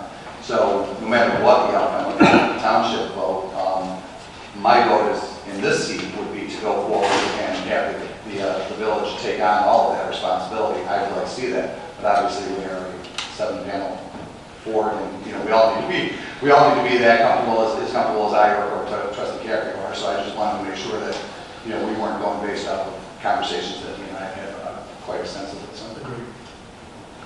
The way they have it right now is we are in control of it. We make the decisions. We keep the township informed of what we are doing, what we're not doing. Highway Department is going to supply the insurance, so we will have an intergovernmental agreement between the Highway Department, the township, and Glen. does the township reimburse us the difference? We pay the 33 and the township reimburses us, or we send a check for 75% and they send a check for 25%? Plus, it's split in two things. Right now, we have to put some money up front, and then afterwards, there's a second payment that's due on it. With us being in control of the whole thing, we're paying them. It would be our responsibility to. We're fronting the 33 Correct. and being reimbursed by the township is what's occurring. the two IGAs that are out there currently that we exist under, which was the Homer Best IGA and the Homer Harbor States IGAs, both have language in them that say, for the most part, it's whoever's administering the event can request an initial, for the other entities to put money up front, or they can wait until the end and wait until the final accounting and just settle up then. So I believe it's at the administrator's discretion. Yeah, and in reality, it's all done at the final accounting. The receivables, we plan to far outweigh the expenses, but there could be a bad scenario. Yeah, I just think the fireworks are a key aspect of that event, of that 4-day event, and I think the fireworks draw families to this event more than almost that night as much as the carnival does other days, and so I would hope, and I wouldn't expect any issues with the township, but if the township decided that for whatever reason they don't want to participate to this level, I would hate to see the fireworks portion of this event be canceled entirely. Well, like I said, in the meeting that we had with Carlo and Keith and at A&F, I was fine with 100%. Yeah. I just wanted, documented that they're going to pay the 25% of this 33. And so it could be, my approval would be conditioned on the reimbursement of that 25%. However, if it's at the end, if it's tomorrow. Yeah, and our hopes is that that money doesn't even have to exchange hands because the receivables will all fine. Just come out of whatever the net proceeds are. New venue, I think it'll be I wouldn't bet We've my life on it. never paid for everything up front. Most of it is paid in the back end after you've got the festival. When the fireworks will be paid for in advance, though, because they want 65, like 90 or 120 days ahead of time, and then they want the final payment. I believe it's like 2 weeks. Just on the motion, though, do we want to make it based conditioned on, or make it with the expectation that, right? If we make it conditioned on, do we have? Well, that was my question. When did you say the township is voting on it? Monday the 15th. You can approve it, conditioned upon the township approving their 25%. Because you don't have to sign the contract, and you don't have to send in any money until February. So you'll know by Monday whether or not they're going to do it. If they aren't, then maybe you can bring it up again. But that way it approves the contract, and if the township says yes on Monday, you sign it right away. And if they don't?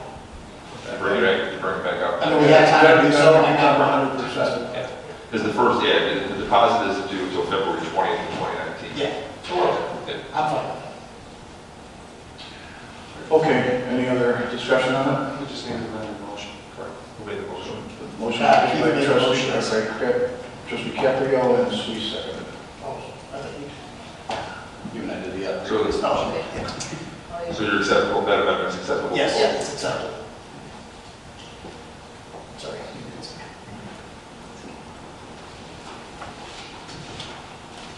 Okay, Madam Clerk. Trustee Burden? Aye. Trustee Caprio? Aye. Trustee Rogers? Aye. Trustee Sweets? Aye. Trustee Barron? Aye.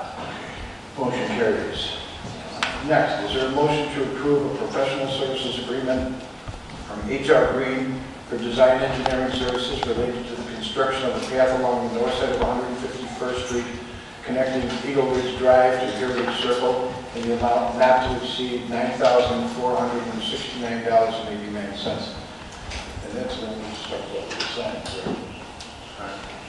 Yes. So, discussion. Need a motion. Oh, yeah. I'll make that motion. Second. Great, Trustee Varian, discussion on it. I guess I would only add that we make sure that, because of the discussion earlier, that we add that in HR Green's platform of how we maneuver around the signs the best we can, and or We're not. displace them in Right, replace we're them. not, right. And that's been my mantra since the beginning was that, you know, these things need to take place, whether it's the sidewalk or it's the widening of 151st Street. If there was going to be impact, that's why I wanted those gentlemen here, I think they left. I think it's good. But just to make sure that they know, what's going forward. And I have, as I said in previous meetings, I talked to that homeowner around the corner there as well and informed them of what's going forward as well. So he and I had a long conversation about it.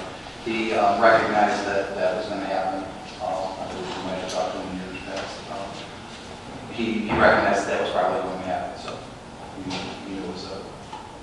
So, do we vote on this with knowing that it might not be able to happen in the first place? If they want their signage with it, because they're going to want to move both signs.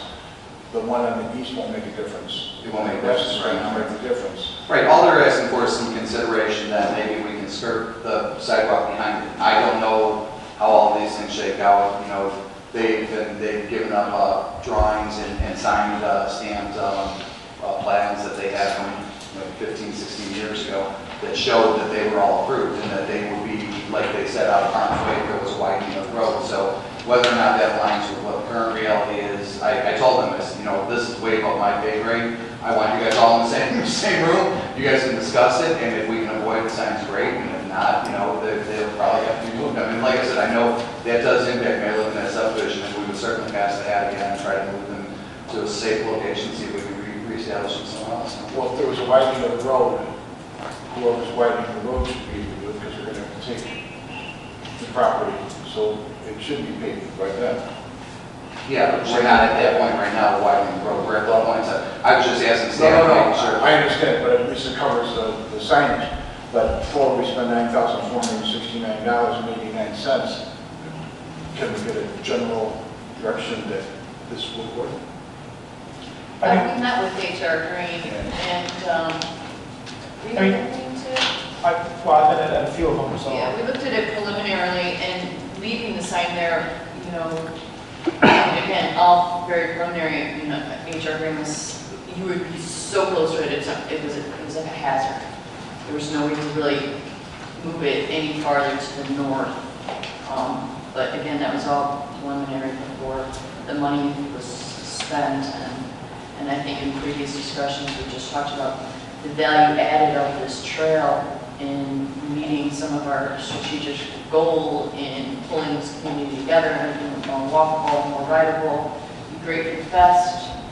And I agree. Getting people there. We're just trying to figure out if we spend the money, is it something that we're going to spend the money, put the thing in, and then we have to take it apart because 151st Street when it does go through, what are the boundaries on that? No, you're talking with HR Green, this would not be something, this would be in conjunction with the 150 next year. So it'll all fit. It'll be located so that when 151st Street is widened, the sidewalk or bike trail would not have to be relocated or removed at that time. So I can imagine it could narrow it as it gets closer to the sign.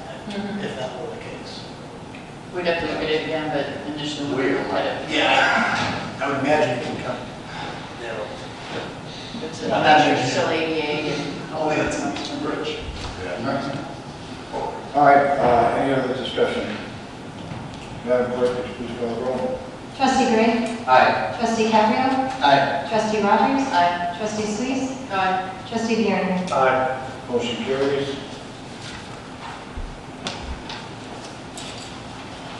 Is there a motion to approve pay estimate number 1 from Integral Construction, Inc. for the active core project of Heritage Park in the amount of $182,659? So moved. Trustee Rogers? Second. Trustee Bergen? Discussion? I'd like to know, and I'm not sure who's going to answer this question, but what's our timeline? I mean, I know we had the initial contract for this active core, and this probably relates to J12 as well, so these questions may span both of these, and I apologize if they did. But we had a timeline that I believe we were supposed to be substantially, I think we had 2 substantially completes. One was in October, which has got to be very close. I don't remember the exact date. One was in November, and then complete by, I believe it was June of next year.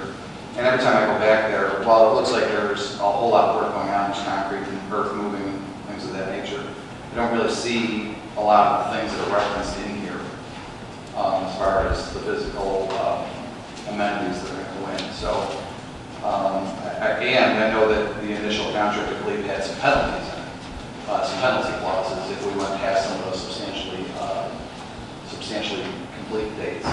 So I just want to know how those things factor in. What is our timeline? What are we looking like? So I'm not sure if Mike, maybe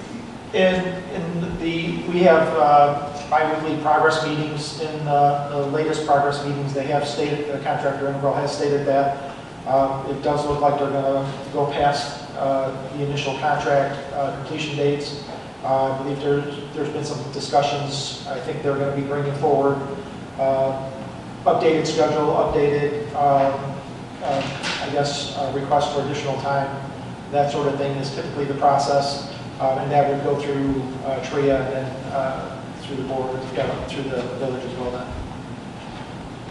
they'll be requesting additional time, like May, we don't want to pay penalties, or they'll be acknowledging the penalties as well? Well, I know that the discussion of obviously the penalties, has been brought up at these meetings. Again, typically the process is if they're going to go past, the time schedule, that they should do a formal request. It's something that the village doesn't have to approve, and they can still assess liquidated damages if they so choose. But typically the process is, update your schedule, because there was kind of a question of the schedule that they provided was kind of the existing schedule, and there was maybe a little bit of confusion when you look at it as to what the existing schedule shows and what the actual time frame that they are actually proceeding at now, how that shows. So the contractor was going to try to come up with a revised schedule that kind of defined the difference between the two, and then that will be brought up at the next progress meeting. There's some areas that they're ahead of schedule, and then there's some that there's below schedule. There's some that are beyond their, you might not see the toys out there because they're not leaving them out there, they have deposits on them waiting for them to be delivered. I walked the site on Monday, almost needed to light up the back light and get a search and rescue because I was sinking into mud, and that was Monday, so I can't even imagine what it looks like out there now. So some of those things are a little delayed, but we did, to reiterate what he said, they're going to get us a clearer schedule that we can read. Because one that they have is very technical, and they know it and we know it, so we will have something on Wednesday, and then be able to share it and get that question. But again, there are some areas in their schedule that they're above. I think the concrete work they're ahead of schedule, and then there's some that they're behind. We had to make some color choice things that sometimes, just little simple things, but they you know, I'm confident that they're working every day that they can work. Oh, I see them working, yeah, there's no question about that, there's quite a few of them out there, it doesn't look like they're wanting for having a big enough crew or anything. Right. It's just a matter of, I want to make sure we don't get into a position where maybe they bid off more than they could chew in the beginning and overpromise, and, you know, we sold this to the community that we'd be able to use this fall, and if that's not looking like the case, I'd rather know sooner rather than later, you know, because, you know, substantially should generally have been, and with the understanding that we'd be able to have access to it and use it. So the further we slip behind on that, and we walk into the bad weather, that construction gate is going to stay up. Nobody's going to be able to even go back and see any of the toys when they do get unwrapped, you know. So those are the things I just want to be cognizant of, that, you know, we might want to start bracing the public that, you know, it won't be until over snow flies that we're taking on a construction fencing, if at all, you know. So I don't think we're at that point yet. No, right, and maybe we'll know that in the next. I think they were slowing mobilization, and they've been picking up the pace. We had conversations on the front end about potential ramifications of not meeting some of the deadlines, and all of that is still on the table and will remain on the table. When you walk it out there, it's looking really great. And I think from a public standpoint, right, the completion date of this active core was always late next spring of sort of complete. But you're right, this fall is the deadlines and the dates to meet on the construction portion of it. And I think we still believe that's going to happen. So those conversations that we had, I think they were we've had some of these frank discussions, they were slowing mobilization, but not the case here. And what is being constructed so far, I think looks pretty phenomenal. And I think every time you go out there now, you get more excited what this is actually going to be. It's going to be a great thing for this town. Just wear your boots. Yeah, wear your boots. Maybe those ones that come up to you. All right. Madam Clerk, please call the roll. Trustee Gray? Aye. Trustee Caprio? Aye. Trustee Rogers? Aye. Trustee Sweet? Aye. Trustee Garren? Aye. Motion carries. Second, is there a motion to approve the pay estimate number 2 from Integral Construction, Inc. for the active core project at Heritage Park in the amount of $236,545.50. So moved. Second. Trustee Rogers, Trustee Caprio. Discussion? Madam Clerk, please call the roll. Trustee Gray? Aye. Trustee Caprio? Aye. Trustee Rogers? Aye. Trustee Sweet? Aye. Trustee Garren? Aye. Motion carries. 13, is there a motion approving pay estimate number 7 from Austin Tyler Construction, Inc. for Phase 1 of Heritage Park project in the amount of $422,825.15. So moved. Trustee Curry, Second. Trustee Varian. Discussion? I have one question. Does anybody know when the lights are going to go? We were waiting for ComEd to finally install the meter, the actual meter. We were waiting for them to actually make the connection. That connection was made, so like I said, now we're just waiting for the actual meter to be installed and we can turn them on. I talked to Joe Weaver about it a little bit, and I guess they've been on, then they went on, right? They've come back and forth. Our electrician has put the wrong outlet in for them. We had to switch that outlet out, so now it's more getting them back, correct? Get the proper pieces to fit together with the connections. So they've just been, Very close. I'd like to ask Trustee Gray a question about that lighting. Yes, ma'am. And if there's nothing going on out there, why do you want lights on if it's all under construction?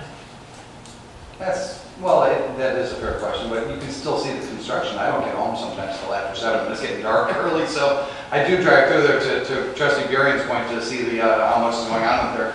Maybe I'm there too much, and I don't appreciate how many leaps it's making, because I go there quite often. But I know you and I have a difference of opinion on the lights. I really think that as you're driving by, it's going to be a really dynamic look, and it's going to you're going to want to go in there. Just like if you're driving past the township park and there was a ball game going on, you saw lights, you'd notice it, you'd say, there's things going on with it, there's activity, there's light. So I know, like I said, we come from those things from different approaches, but. Well, there's still areas of the park that are usable. Oh, absolutely. So it is a usable park right now, just not the areas that are fenced off and under construction. Anything else? Madam Clerk, would you please call the roll? Trustee Gray? Aye. Trustee Cabrio? Aye. Trustee Rogers? Aye. Trustee Suisse? Aye. Trustee Burden? Aye. Motion carries. Next is there a motion approving pay estimate number 2 to Alexio and Sons Company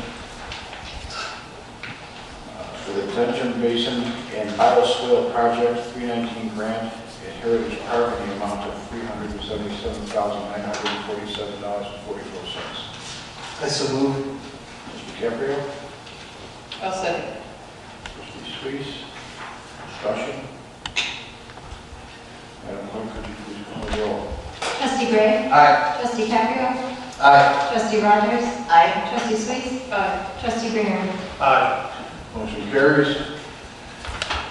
Next, is there a motion to approve payment of $40,000 to Homer Community Consolidated School District 33C for the construction of the park at Glen School? So moved. Trustee Gray, Second. Trustee Caprio, discussion. Just curious how many texts and emails you got relative to your picture. I got a lot of I got a lot of What? I can sympathize with you, I've been there. I know it's been said before, but again, thank you to those organizations for allowing us to jump in with them and really make an improvement in this area. It's an area that is underserved by parks to begin with, and this is definitely money well spent. So. And the PTO, they did an absolutely wonderful job following through. They had a nice grand opening. It was. And they're so creative in their fundraising, you know, it's really neat. I think this is one of those projects to point to that taxpayers should be proud of. This is multiple government agencies, not all doing their own thing, duplicating expenses, but combining dollars together to identify an issue. And I think it's great that we're able to, join with the private dollars that were raised by the PTO, but in addition to the 33C. I just think this is one of those projects that government bodies should look more at combining resources, and so. Yeah, a lot of people donated something. They donated time, they donated money, and at the end of it, when you go out there, the kids absolutely loved it. Yeah. So, okay, anything else in discussion? Madam Clerk, please call the roll. Trustee Gray? Aye. Trustee Caprio? Aye. Trustee Rogers? Aye. Trustee Suisse? Aye. Trustee Burden? Aye. Motion carries. Is there a motion approving pay estimate number 1 from Glen, Cox and Sons Excavating for the 159th Street Water Main Extension Project in the amount of $286,665,043? So moved. Trustee Burden? I'll second, sir. Trustee Caprio, discussion? They are probably 3/4 of the way done with the water, and I think they're a little bit closer on the sewer. The neighbors of Little Round are all excited because they see the people coming through and they can hear the working on it, so they're extremely happy that this is getting done. This way we can open up the properties for commercial end of it. So, and they also are going to be coming in for those funds. So all is good on that. You want to wait until just call the roll?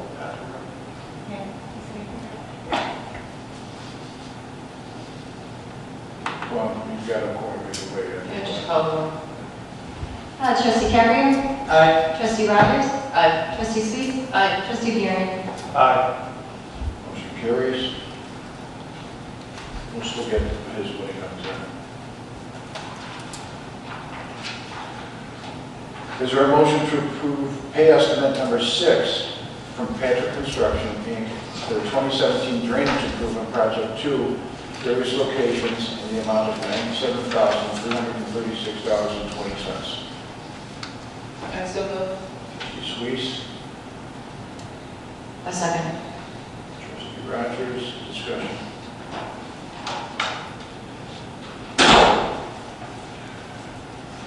We called it, but how do you, Aye. we figured as much, but I wanted to make sure. Thank you. Okay, then the next one we read out is our motion to approve pay estimate number 6 from Patrick Construction for the 2017 drainage improvement projects number 2, various locations in the amount of $97,336.20. Trustee Sweet made the motion, trustee Rogers second. Aye. No discussion? Oh, I thought you were waiting for mine, sorry. No. I have no discussion on that. Okay. Madam Clerk, please call the roll. Trustee Gray. Aye. Trustee Caprio. Aye. Trustee Rogers. Aye. Trustee Sweet. Trustee Burden. Aye. Motion carries. Is there a motion approving pay estimate number 1 from Austin Tyler Construction, Inc. for the Fittiman Creek Sanitary Sewer Project in the amount of $134,855.10? I so moved. Trustee Sweet. Second. Mr. Durian. Discussion. The other thing I'd like to know, Mayor, is I know that the sanitary sewer is the thing that most affects the Boo property. And the Boo property, I know, is getting a lot of interest in having new owners or tenants. Are we working at some staff level to get recapture fees, half-on fees, all those things, those schedules in place and ready for when activity does start to take place? There were actually some of the recapture agreement numbers were actually included in the Blue Property Annexation Agreement, so. And they do have a guest station that wants to come back in there. No gaming, and they're going to do mechanisms and cell phones.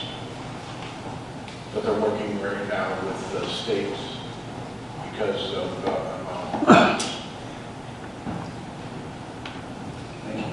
okay. So, discussion set. Madam Clerk, please call the roll.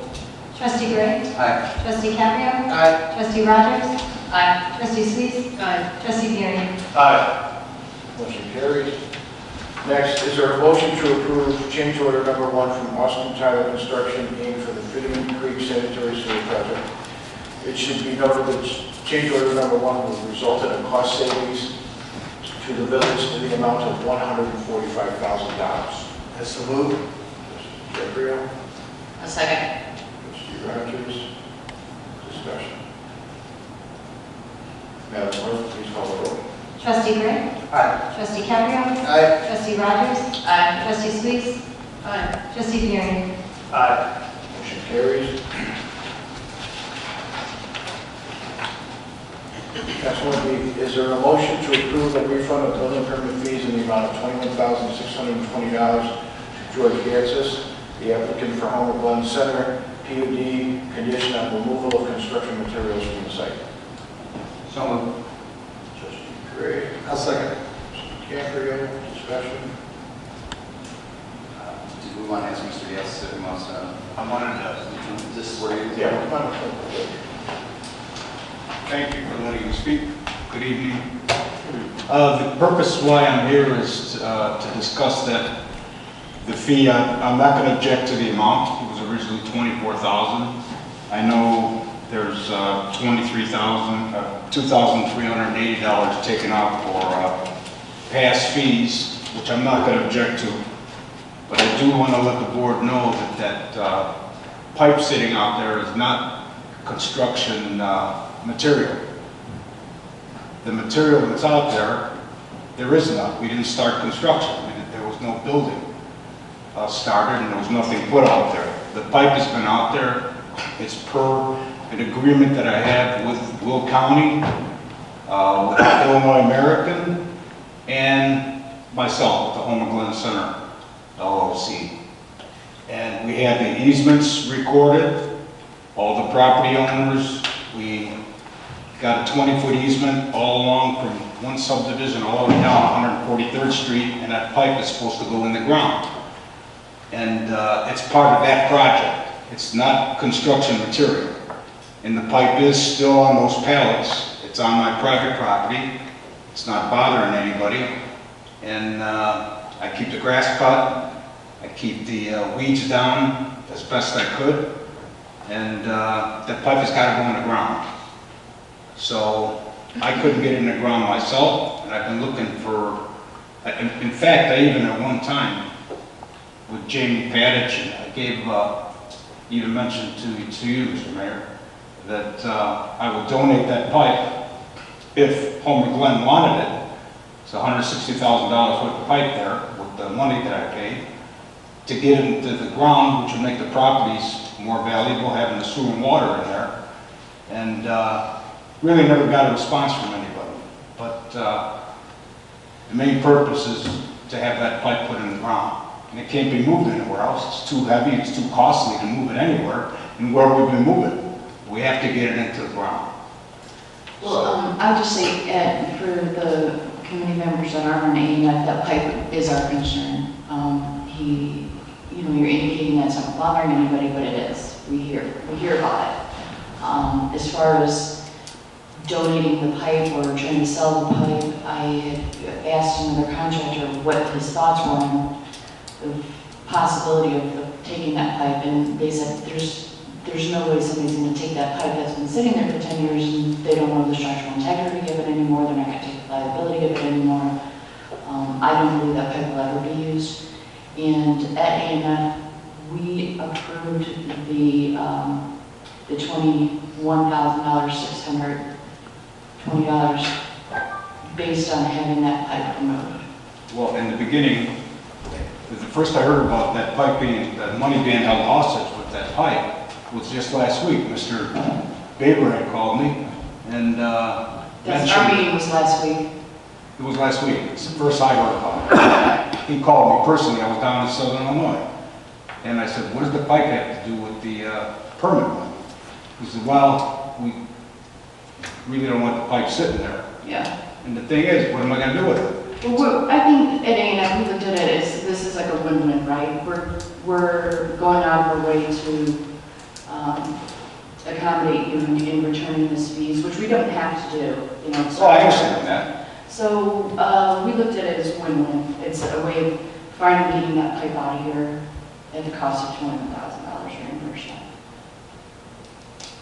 Well, what is?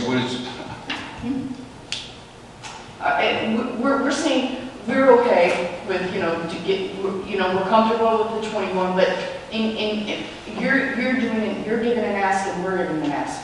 We want that pipe gone. Well, when I originally gave that money, that $24,000 to Homer Glen, I mailed a check because they wanted it. Right. It was in the plan unit development, it wasn't even recorded yet. I couldn't even start building yet. So when I asked for the money back, they said, well, we can give you the money back, but it's going to cost you more money later, higher fees. You're going to build eventually, aren't you? Yes. Of course, that was my intention. And of course, as you know, the bank went bankrupt. I lost the funding, the construction money and all that, and got stuck with what I got stuck with. And eventually I figured maybe things will get better, so we'll start building, and the money was going to go ahead and be used instead of paying higher fees for permit later, then the 24 would stand and I would save money that way. So I agreed to leave the money there. Now, I've tried everything. I mean, and even if I got another extension, I was told I'm not going to get another one a few times. And I couldn't see getting another one anyway because I'm not going to build right away. I mean, unless it's a 3 or 4 year extension, I don't see how coming in every year and just hanging on to the 24,000 is going to help in any way, help me in any way. But I'm not asking for interest. I'm not asking for anything else. I've agreed to the 2380 that's going to be taken out of the 24,000. And when I decide to do something, which I'm not going to just leave the property go, I am going to do something with the family. We all own it together. We are going to do something with that property. We might come in with a smaller plaza. Might come in with other zoning. I don't know. But right now it's on C2, and whatever we could do in the C2, I'd like to do. But we'd like to get even multifamily. We'd like to get that pipe into the ground so that the property is more valuable, and that's why I was willing to donate. If somebody can get in the ground, take it, And they can even have the tap pond fees that was agreed to, that's recorded, that I would get. Anybody wanted to hook up in the future, any plazas, any homes, any sites at all, they want to hook up to the sewer and water, they would have to pay the tap pond fees. So I was willing to give that to Homer Glen years ago. So, I mean, that's where it stands. I don't want that money being, I need the money. I don't want it being held hostage for the pipe. I'm empathetic to your cause or your argument, but, at ANF, we were very clear. Not everyone was comfortable on returning money, but we were comfortable in returning it if we could get rid of that pipe. And me talking to contractors, I don't think that pipe will ever be able to go into the ground after it's been sitting there for that long. Yeah, the integrity of the pipe is compromised unless somebody like IAW would want to buy it or do something else with it. Yeah, but I mean, it's like a last minute thing for me now, I mean, we can give it a little time, but. It is a last minute thing. I don't want you guys to do all the heavy lifting here. I know you guys did it on A&F, and I know I've talked to Trustee Rogers. My concern was the pipe as well. I want the pipe gone. So that had always been, since last year when we signed off on the extension back then. I didn't really want to approve the extension last year because I thought this had kind of gone on for a very long time. And I understand what you keep saying about the money being held hostage, and you're not looking for any interest back in the village or anything at any given time in the last, I think it's a dozen years now or more. You had the opportunity to not come in for an extension and your special use or PUD, I'm not sure which one it was, and get your money back. You kept coming back for those extensions, and you doubled down by bringing building materials onto the site. So just like any other piece of property in the village, including my own house, I've said this before, when I built something in my backyard, I had if I left all that material out front and never built it, I'd be getting tickets left, right, and center from Mr. Baker. When I put it up in the back, instead I got a tax reassessment from the assessor and got a bill for it. So, materials have to come on site and they have to either be turned into something or taken back from site. So the fact is, I agree with what Trustee Rogers is saying, is that no contractor is going to take that pipe because they have no chain of custody over that pipe. Now they're going to be responsible every time that thing has a leak or a compromise in it, and nobody's going to take that on. They can't do that. So I still don't understand how that pipe is building material. That pipe is for the benefit of Homer Glen, it's for the benefit of everybody. When it goes into the ground, it's part of sewer and water for the area. So, I mean, I've tried my best to try to get the loans. It's not a Homer Glen initiative, though, at this point. We had signed off on that as a board. We did sign off on the Homer Glen initiative to put water and sewer down Fitman Creek and down 159th Street. So now those materials that are being brought out there, we would say, yes, we stood behind that because we initiated that. You initiated the one on 143rd Street, as a private contractor, as was your right, apparently, under your negotiated agreement. But now that that's coming to an end, you can't now say, anything I've done to the land, you guys take over and remediate for me. I mean, we can't have that either. Like Trustee Rogers says, we do get calls and emails and texts about, when is that going to happen or when is it going to go away? So. But I was hoping it wouldn't be coming to an end. I think we all want development, and we certainly, lament the fact that you are, at the end of your development. I wish I had seen it happen. Wish I had seen it happen 10 years ago, to be honest with you. I'm sure you do as well. But now that we are at this sad state, I think we have to now make those necessary arrangements to make sure that when we do, decouple this, everybody's happy. I understand that you might not be happy that at the end of this, that you're going to have to do a little more work, but you did put that material on site, and I think it's kind of disingenuous to say it's not building material, because it's nothing else in my book, it's building material. Well, we can make the motion so that it's clear that what our intent is, right, Eric? Yes. So do we need to amend that? Because I consider it building material, but I mean, it's under. If you want to clarify it. I think we need to, so that everybody's on the same page and he understands when he gets his check is when this pipe is gone. It could be building material, including the pipe. So do we need to? You'd have to, if you're going to change it, Carla's got to take back the motion, and then you have to take back your second. Or just approve the amendment. You it's me and Carl. Okay. Yes. It is. One now. All right, so we're just going to amend it to the for Amended to state. building materials and pipe. Correct. Construction materials and including the pipe. Including the water main or whatever that pipe is. I'm fine with that amendment. And also. Agreed. Okay. Well. So we can do a roll? Or do you call a roll? Yes. We don't have to take it back. No, I was just wanted to make sure anyone else wanted to say anything. So we can we'll do the roll call now. Trustee Gray? Aye. Trustee Caprio? Aye. Trustee Rogers? Trustee Sweet? Trustee Garrett? Aye. Motion carries. And George, what I would do is I would call it over to American Water, see if they would take it. Right now, we can't. We can't accept liability for it. Because we don't know if it would hold up. And we can't get involved in it and then he'll come back and bite us. So it's contingent on me getting rid of the pipe to get the money back, But correct? if you call on Illinois American Water, they still might be I've talked to them,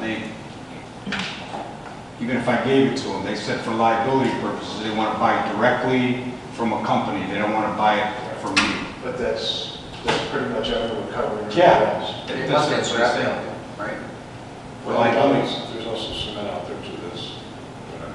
Well, the iron pipe, I would imagine has a scrap value, and somebody with a scrapping iron might be willing to. See, it's on that site, it's on the site where it's going to go on 143rd there. If somebody could put it in, it's fine. But the thing is, for them to take it to another site, they have to buy directly from the piping company to take it to that site for liability purposes. They just can't come and get it themselves from where it's at now. Well, you're pretty much left at the point that what Trustee Gray just said, that you call it scrap yard, and they take it, and whatever they get for the steel. Was there like a timeline now for that? I mean, if I can get it, Trustee Rogers had just got done saying, the timeline is when it's off the property, you get the check. Okay. Gotcha.